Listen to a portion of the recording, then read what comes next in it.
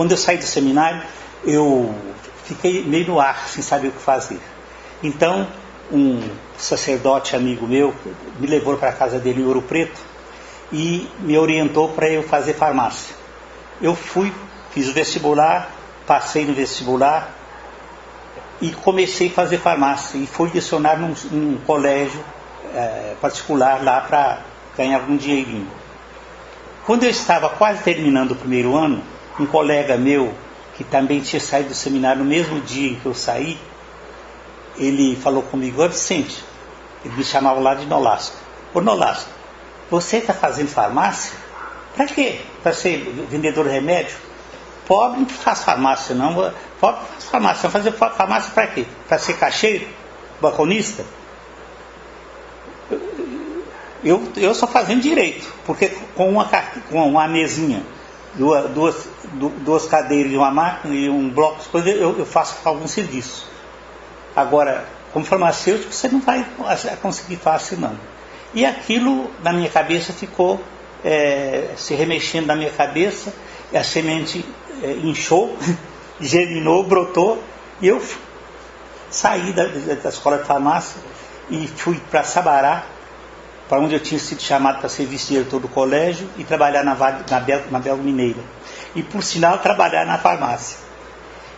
Mas já condicionado que eu trabalharia, em vez de 8 horas, trabalharia 3 só, para eu poder também ser vice-diretor do seminário, do colégio lá, Colégio Santa Rita, em Sabará. E depois de casado, eu prestei vestibular na faculdade da UFMG, lá em Belo Horizonte. Graças a Deus tive êxito também e fiz o curso sem tropeço. Aí, então, eu percebi que realmente a minha vocação era para a advocacia. Porque logo que eu estava em condições de fazer alguma coisa, antigamente, alguma coisa no fórum, antigamente não era estágio, era nomeado pelo juiz. Nomeava um advogado lá para defender o povo. Então, eu era muito nomeado, e com isso despertou o interesse para a carreira. E depois que eu fui para Itabira, fui nomeado diretor do colégio na Itabira, e lá eu advogava mais, tinha um escritório, tudo direitinho, advogava, e conheci o Dr. Ulisses Guzman. Ele era estudante aqui. Não sei se é aqui ou latino, não estou lembrado mais. Eu sei que ele vinha com frequência aqui para fazer provas. Naquela época era bem mais fácil. E quando ele estava, não me lembro, acho que no 3º ano, 4º, que estava em condições de também ser estagiário, que não era estagiário na época, né? Era nomeado. Ele precisava de um advogado que o acompanhasse. Então, ele me procurou, nós ficamos conhecidos e ficamos amigos. Em 69, abriu-se aqui o concurso, né? Abriu-se a inscrição para o concurso do Ministério Público. Eu não sei se foi em 69 ou se foi no dia 70 que eu me inscrevi. O certo é que nós fizemos prova quando a Universidade de Vila Velha, nós estávamos fazendo prova aqui, em 70. E éramos 74 candidatos. Eu tive a sorte de tirar o 5º lugar. Mas surgiu um probleminha com respeito à minha idade, porque eu já tinha 45 anos e não podia, tinha que trabalhar no mínimo 35 naquela época. Surgiu um probleminha que foi contornado, mas eu agradeço muito. Vocês me permitem, não sei a religião de vocês, mas eu vou ficar bem à vontade para falar da minha. Eu entreguei para Nossa Senhora da Penha. E então Nossa Senhora da Penha realmente interferiu e eu fui fazer um estágio, não vou lá falar nome de com quem, porque é desagradável. A pessoa também não fez mal não, só fez bem.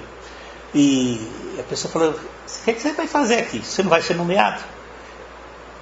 Tá certo. Então, quando terminou aquela primeira aula da manhã, que eu ia saindo,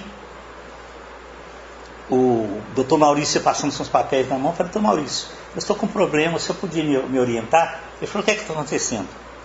Eu falei, é que eu passei no concurso, fui chamado para fazer estágio, se o nome se dava estágio, não, acho que é curso preparatório, não me lembro mais. Mas o mestre lá está dizendo que eu não vou ser nomeado, que eu estou dispensado por você embora.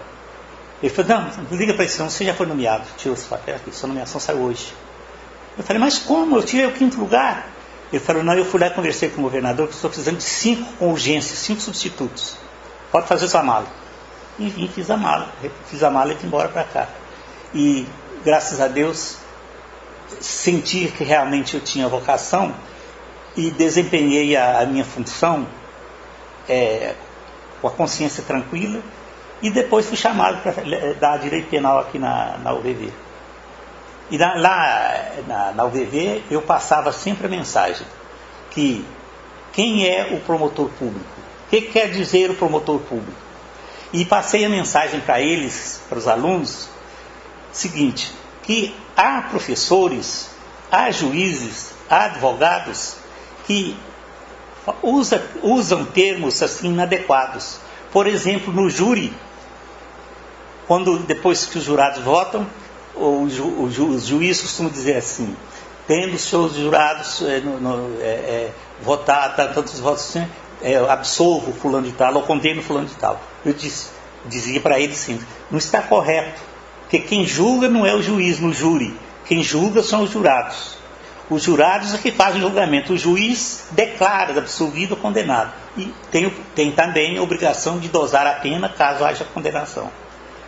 E aquilo ali, graças a Deus, foi muito bem aceito por eles. E há um juiz aí com que eu almocei um dia, por acaso, e estava me contando que ele usa isso que eu ensinei na faculdade. E passava sempre a mensagem que, na hora de fazer o júri, antes de cumprimentar os jurados, eu sempre usei o seguinte, antes de tudo, eu dizia assim, antes de cumprimentar o juiz e a defesa, quer dizer, e os jurados, eu falava assim, senhores jurados, dai a César o que é de César e a Deus o que é de Deus. Porque os senhores jurados vão votar do lado correto. Se o réu merecer ser absolvido, absolvam. Se merecer a condenação, condenem. Mas com consciência tranquila. Não se deixe levar pelo entusiasmo do Ministério Público, do promotor de justiça, e também nem da defesa. Porque os senhores é que são os juízes. O juiz aqui é apenas presidente. Ele vai dosar a pena se for condenado. Ou então homologar a absolvição. A instituição naquela época era muito assim, vou dizer do meu jeito, porque é muito difícil, era sofredora. Primeiro que o povo achava que o promotor é submisso ao juiz. O juiz mandava no promotor. Segundo, o juiz ganhava mais que o promotor. Terceiro, no interior, eu pelo menos sempre fui irmão do juiz, nós éramos 2 companheiros. E creio que com muitos colegas era assim também. A ponto de a gente fazer até o seguinte, quando o advogado tinha confiança na gente, e no juiz e o promotor, se eu estiver sozinho, uma segunda-feira, por exemplo, eu fui e o juiz não foi, aí o advogado pedia para eu fazer a audiência no lugar do juiz. E o juiz concordava, naturalmente, já tinha esse acordo, conduzia tudo direitinho, nunca houve um problema, graças a Deus. E o Ministério Público em si era unido, nós, os colegas, eram muito unidos, um se entendia muito bem com o outro, e havia visitas, havia almoço também, de vez em quando juntos, e era muito agradável ser promotor de justiça. Atualmente, eu não sei passar a mensagem de acordo com a questão social e familiar, porque o aposentado tem pouca oportunidade para essas coisas. Mas que o Ministério Público está muito bem, dirigido muito bem. O nosso procurador-geral é ótimo, o nosso presidente da associação é ótimo, e os colegas com quem a gente tem convívio também são ótimos, e eu considero uma família que eu tenho. É uma verdadeira família que eu tenho. E por isso eu tenho muito que agradecer a Deus e a Nossa Senhora da Penha. Como substituto, eu estive em Santa Leopoldina. Eu fiquei 1 ano e meio. Pela época, Santa Leopoldina era habitada por muitos pomeranos. E muitos não falavam a língua portuguesa. Nascidos lá, não falavam a língua portuguesa. Então nós tínhamos que fazer as audiências com muita frequência com intérpretes. Sempre, quase todas com intérpretes.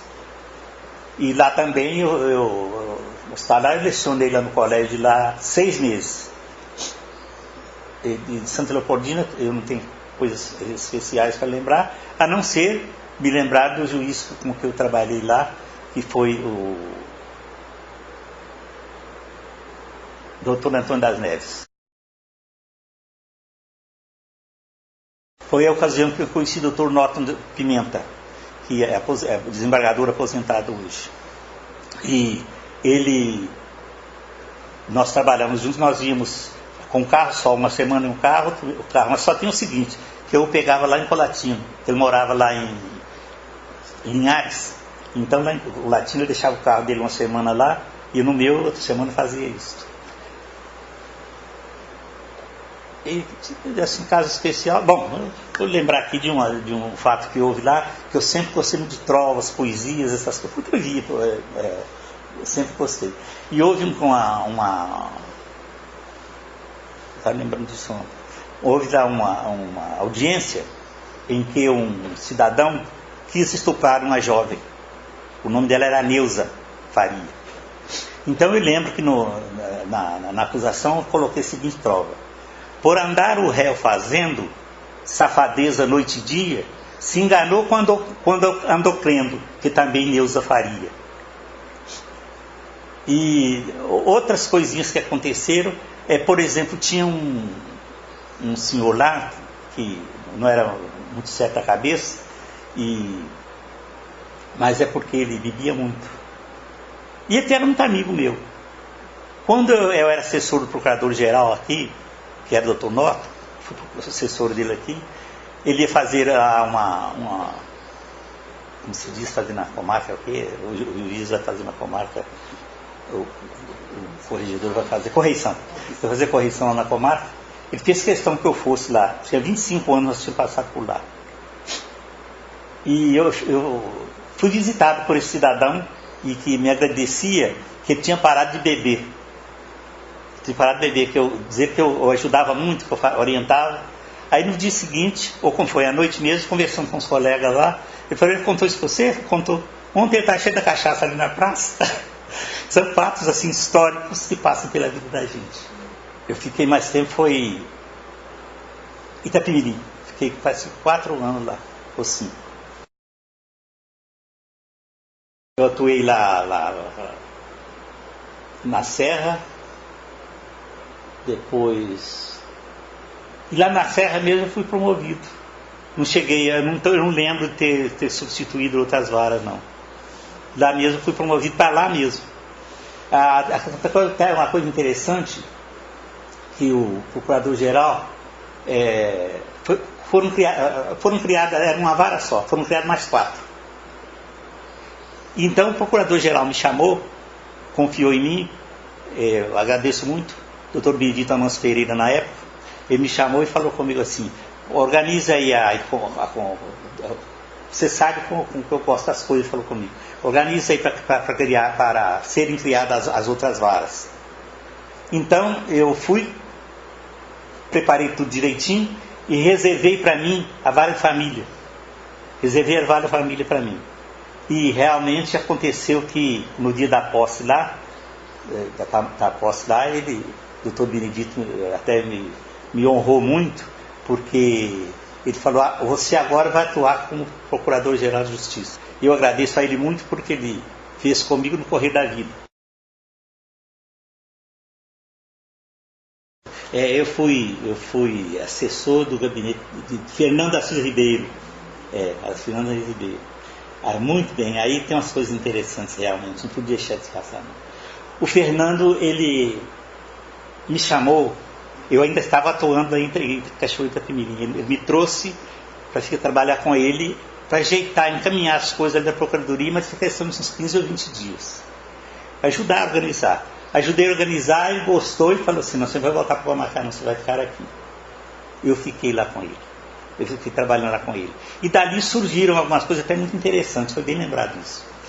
E ele me dava muito prestígio, sabe? Me prestigiava muito. Então ele... eu sugeri a ele o seguinte, que para fazer concurso para o Ministério Público era necessário ter a OAB. Mas depois que a pessoa estava no Ministério Público, não precisava da OAB. Então eu sugeri para ele fazer encaminhamento de uma lei, né? Fazer uma lei, para que houvesse uma lei dispensando, ou fizesse uma correção numa lei, não sei como, não lembro mais, no regimento, não sei mais, para quem tivesse o curso de direito, ter direito de quem tivesse o curso de direito, ter a oportunidade também de participar de concursos para o Ministério Público, porque como promotor ele não ia precisar de OAB, e com isso ele pegou também para outros servidores também. Às vezes a pessoa que é ser oficial de justiça tinha que ter OAB, não precisa mais. Foi justamente essa sugestão minha. Teve um outro caso muito interessante, eu vou evitar falar nome, mas houve um problema com um promotor em Guarapari. Probleminha com ele lá.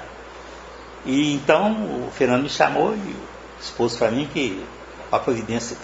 Expôs não, ele mandou que eu fizesse o estudo com quais medidas deviam ser tomadas. Então eu sugeri a ele o seguinte, esse promotor é muito amigo do promotor X. E esse promotor X poderá nos ajudar.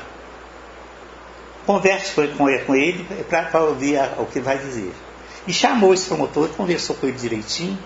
Eles chegaram à conclusão de que, em vez de abrir um inquérito administrativo, em vez de baixar uma portaria ou qualquer coisa, aquele promotor conversasse com ele para se corrigir aquilo que estava acontecendo. E assim fez. Hoje nós temos um excelente, eu não sei se ele é desembargador, se é procurador de justiça, o que ele é. Eu sei que ele se tornou importantíssimo entre os outros aí. E não teve nada contra ele.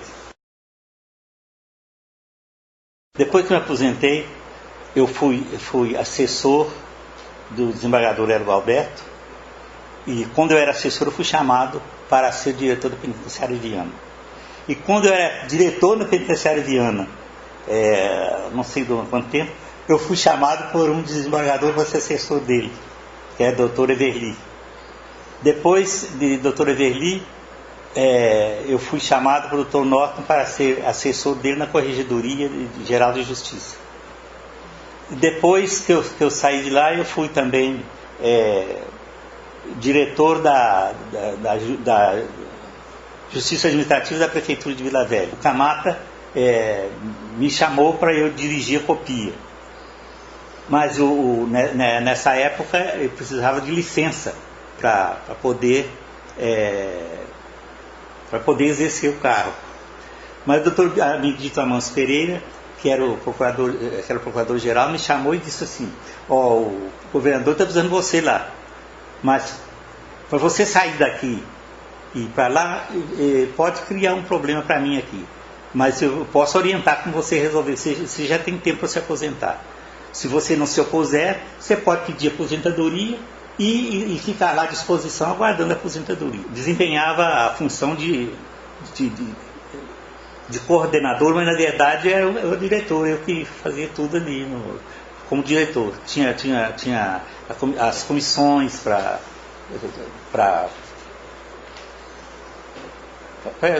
fazer as audiências, tudo direitinho, né? E eu depois fazia um relatório e fazia o meu voto também para ganhar governador no caso de demissão ou qualquer coisa semelhante. Ou muitas vezes nós mesmos providenciarmos lá tudo direitinho e pedir o arquivamento do processo. Quero me valer da oportunidade para agradecer a Ulisses Guzman, que ele foi sem dúvida nenhum instrumento de Deus, de Nossa Senhora. Ele me trouxe para cá e nós estudamos juntos, nós nos preparamos juntos para fazer o concurso e nós passamos juntos também no concurso, graças a Deus. E ele se aposentou há pouco tempo, mas eu continuo ligado a ele, de vez em quando a gente fala, gosto muito dele e peço a Deus por ele e a família. O Elias Faisal, certa vez,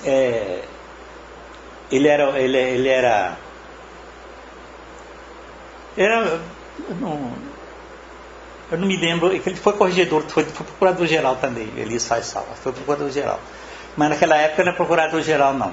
Houve um caso em que o procurador-geral, o corregedor me fez uma correspondência chamando a atenção com respeito que eu não tinha ido a uma segunda-feira ao trabalho. Então, eu respondi, juntei uma prova de que houve audiência segunda-feira, eu participei da audiência e telefonei para o Elias Faisal, telefonei para o Elias Faisal dizendo para ele que ele olhasse para mim, porque se havia alguma coisa contra mim lá, era injusta, porque eu trabalhei. Ele foi e respondeu para mim com muita simpatia. Aqui não só tem, falou uma pessoa, só fulano de tal que é procurador aqui não. O seu amigo também e conhece vocês, pode ficar tranquilo, não haverá nada contra. E eu fiquei muito agradecido a ele e não desmereci o outro por ter me cometido um engano contra mim. E queria também prestar uma homenagem aqui ao amigo, que é o nosso presidente da associação, que é uma pessoa nota 10. E vou dizer a verdade, não sei se eu posso dizer aqui, gostaria bem de que fosse o futuro Procurador-Geral de Justiça. E vou me valer aqui de um pensamento meu, eu gosto muito de pensamento, tem vários pensamentos. Enaltecer o valor da prata não diminui o valor do ouro. Dizer que um é bom não quer dizer que o outro seja pior. Todos são muito bons. Nós vivemos muito bem. E tenho a alegria também de ter um filho que é promotor de justiça, que é o Vicente de Paulo do Espírito Santo Costa. Os meus filhos são meus alunos. E tem um que é defensor público, que é o Ângelo Roncalho, que é o defensor público também. É claro que houve influência nesse sentido, o meu trabalho, e o Roncalho até desde criança, na hora que eu ia sair para o fórum, sobretudo com o namorado no Itapemirim, ele falava assim, pai, vai abrir o fórum. Eu primeiro nunca vi gostar tanto de trabalhar assim. Eu levava processo para casa, eles ficavam brincando comigo também. Você gosta de trabalhar, hein? Não tem só para trabalhar. Isso teve influência, sim, sem dúvida nenhuma. Agora, não teve influência política. Graças a Deus, não, porque a minha formação não aceita isso. Eu queria, então, me valer da oportunidade para agradecer a vocês, do fundo do coração, e por terem vindo aqui. Eu poderia ter ido lá e vocês levem para os nossos colegas, vocês são nossos colegas, eu já estou incluindo a todos do Ministério Público, todos os servidores, o meu abraço. E digam para eles que nós somos na sua família. Cor uno, et anima uno. Uma só alma e um só coração. Ser promotor é promover justiça, sem dúvida nenhuma. Agora, acontece nos nossos dias, o Ministério Público cresceu muito. E muitas vezes o promotor, tendo mais autoridade, tem que ter muito cuidado para ele não cometer determinados enganos. Porque às vezes ele se entusiasma com a força que ele tem, com o poder que ele tem, e pode praticar certos atos que levem alguém a sofrer injustiça. E a preocupação nossa, de todos nós, com a sociedade, é que hoje, todo dia, há 4, 5, 6 prisões. E dentre esses presos, podem estar certos, esses meus colegas podem estar certos, existirão alguns inocentes. Então, precisa ter muito cuidado para que não haja, assim, uma injustiça com determinados colegas. com determinados colegas não, com determinados indiciados. Promover justiça é dar a Deus o que é de Deus e a César o que é de César. Então o promotor de justiça é um membro da justiça representando Deus, porque ele é Deus e que julga. Não, Deus é que faz justiça. O homem julga, mas a justiça é feita por Deus. E nós somos instrumento de Deus. Somos instrumento de Deus para conduzir o processo, esclarecer a verdade e mostrar o lado correto do julgamento. Como deverá ser o julgamento. E graças a Deus eu era muito feliz com isso. E agradeço muito a todos que me ajudaram de qualquer maneira. Eu recebia muita ajuda, muito apoio. E até hoje estou sentindo aqui isso. E dizer as palavras de São Paulo: Bonum certamen certare, curso consumado, fidem servare. Combati o bom combate, conservei a minha fé, terminei a minha carreira e conservei a minha fé. E com essas palavras eu quero acrescentar mais uma vez o seguinte: eu no Ministério Público sempre me considerei assim no estado do Espírito Santo, um membro de uma família só, um membro de uma só família do Ministério Público. E com São Paulo, eu já falei algumas vezes, já não sou eu quem vivo, mas é o Ministério Público que vive em mim.